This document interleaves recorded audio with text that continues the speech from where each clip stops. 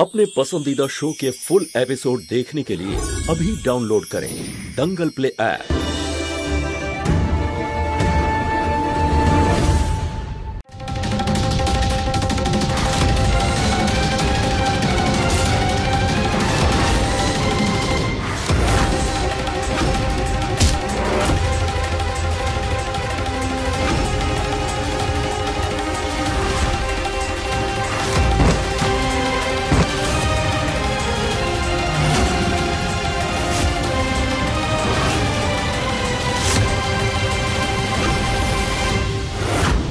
রুদ্র, আরে এ তো বাইরে বেরিয়ে এসেছে। এক্ষুনি আমাদের সত্যিটা বলে দিত। কিছু একটা করো, কিছু একটা ভাবো। কিন্তু তোমার কি হয়েছে? এখন একটু আমাকে সাহায্য করো, ওকে নিচে নিয়ে যেতে হবে। জানি না, মাথাটা ব্যথা করছে, কেমন ঘুরছে আর বুঝতে পারছি না, ঘুম পাচ্ছে। আমি এখন যাই, একটু শুয়ে নি। তুমি এগুলো দেখো, এখন সামলাও এসব, যেখানে খুশি নিয়ে যাও। জয় বাবা লোকনাথ। ও ইরাবতী, অদ্ভুত, এর আবার কি হলো? কেউ দেখে ফেলার আগে ওকে এখান থেকে সরাতে হবে।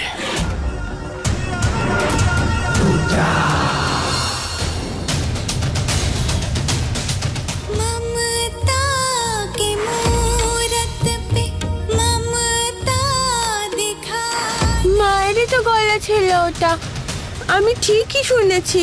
তার মানে মা যদি গেয়েও থাকে তাহলে তো মায়ের জেগে থাকা উচিত ছিল। কিন্তু যখন আমি ঘরে গিয়ে দেখলাম মা তো ঘুমোচ্ছিল। এটা কি করে সম্ভব? আমাকে খোঁজ নিতেই হবে, এসব কি হচ্ছে।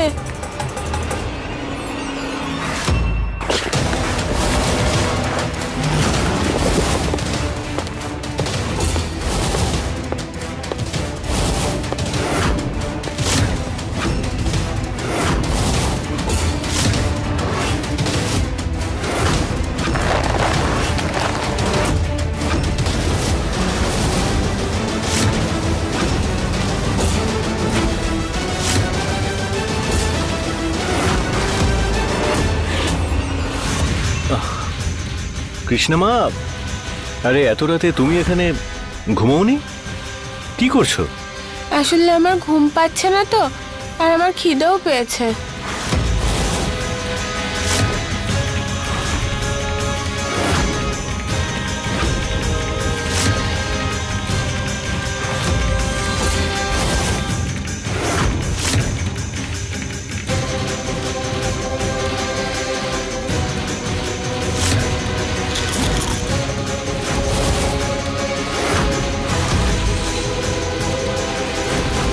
কাউকে ছাড়বো না, আমি কাউকে ছাড়বো না।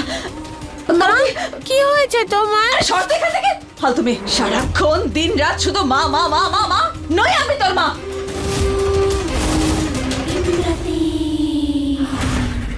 মা, কি হয়েছে তোমার? তুমি তো এমন কথা কখনো বলো না। ওষুধ কৃষ্ণা, ওষুধ খাচ্ছে, তারই প্রভাব, আর কোনো ব্যাপার না। তুমি ওর কোনো কথায় রাগ করো না। হ্যাঁ, ওনাকে ঘুমোতে হবে, তাই ওকে ওর ঘরে ছেড়ে দিয়ে আসি, তুমি এখানেই থাকো। হ্যাঁ চলো। না। কেন? আমি যাব আমার মাকে ছাড়তে।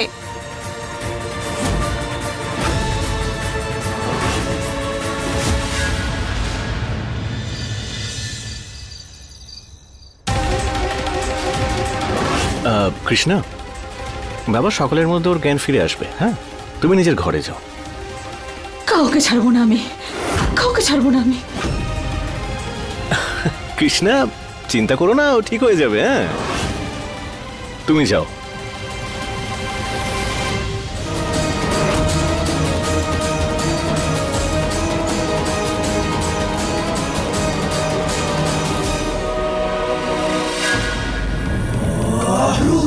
বেঁচে গেলাম। এবার তাড়াতাড়ি মৌহকে এখান থেকে সরাতে হবে।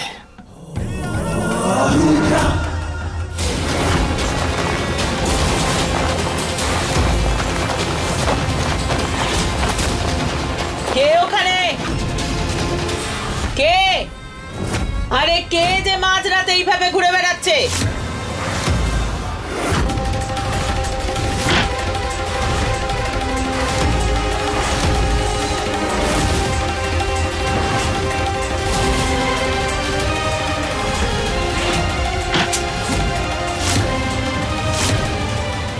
তুই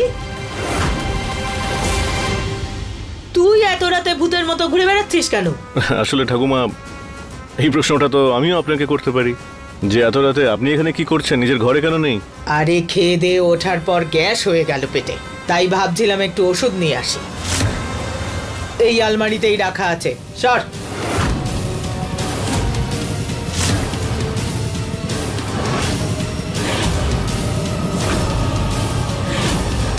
এই ওড়নাটা তো মৌহার, এটা এখানে কি করছে?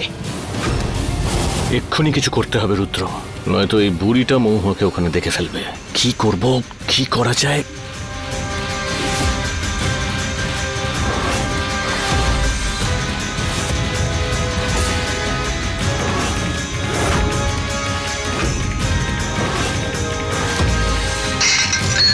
আরে আরে ঠাকুমা, আরে কাঁচটা এক্ষুনি ভাঙার ছিল। আরে কেটে গেছে তো। আপনি নিজের ঘরে চলুন, আমি ফার্স্ট এড বক্সটা নিয়ে আসছি আর ওখানে ব্যান্ডেজও করে দেবো। ঠিক আছে। চলুন চলুন চলুন।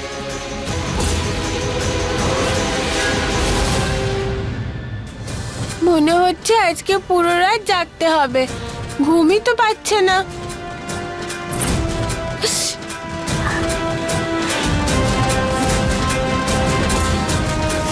মায়ের নুপুর,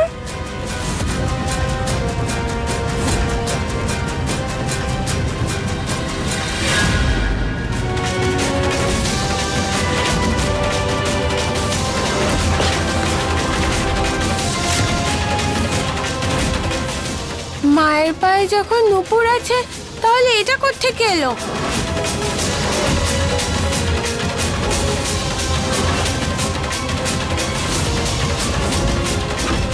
নিশ্চয় গন্ডগোল আছে, আমাকে জানতেই হবে।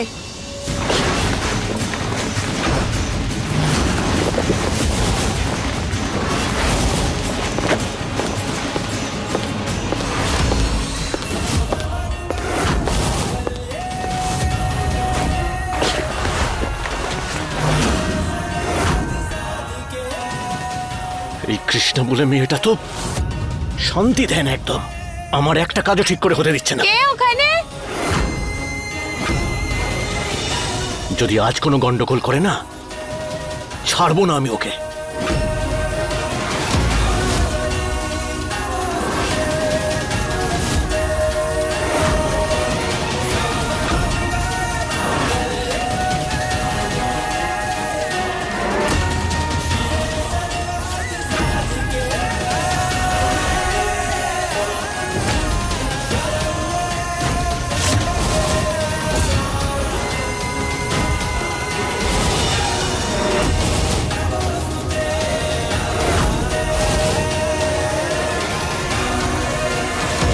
আরে এখানে তো কেউ নেই।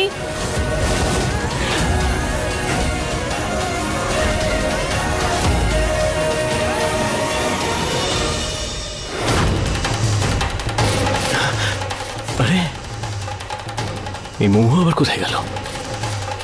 ও যদি বেরিয়ে পড়ে তাহলে আরিয়ানকে সবকিছু বলে দেবে আর আমার প্রতিশোধ পূরণ হবে না, সব শেষ হয়ে যাবে।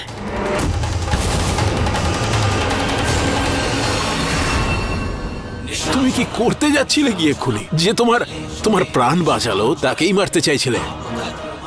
মহুয়া আমার কাছে আছে, মানে আমার কাছে। ওই দেখো,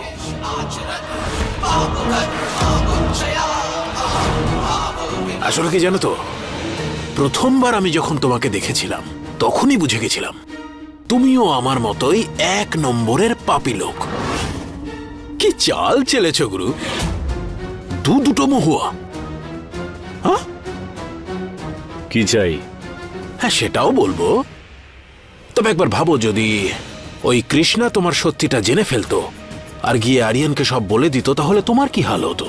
ফালতু কথা বন্ধ করো আর কি চাই সেটা বলো। এই প্রাসাদটা চিরকালই আমি আমার নিজের জেনে এসেছি, সেটা আমায় দিয়ে দাও। প্রাসাদ আমার, মহুয়া তোমার। আর হ্যাঁ, শুধু তাই নয়, যেই প্রাসাদের পেপার তুমি আমার নামে করে দেবে, তারপরে তুমি যে চালই চালো, যে খেলাই খেলো, আমি তোমার সঙ্গে থাকবো। আরে আমি চাইলে তোমাকে এখনই শেষ করে ফেলতে পারি, কেউ ঘুণাক্ষরে টেরটাও পাবে না। তোমার মতো কত লোক এলো গেল এই প্রাসাদে, তবে আমি কিন্তু এই খেলার অনেক পুরনো খেলোয়াড়। এদিকে দেখো,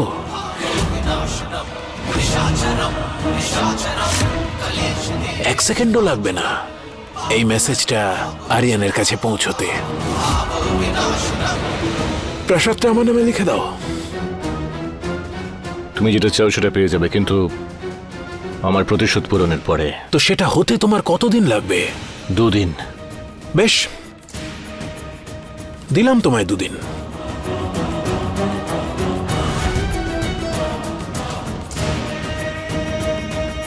একবার প্রাসাদটা আমার নামে হয়ে যাক, তারপর তোমারও খেলা শেষ করে দেব মহুয়া। তার কারণ কৃষ্ণা তোমার মেয়ে, এই সত্যিটা আমি কাউকে জানতে দেব না।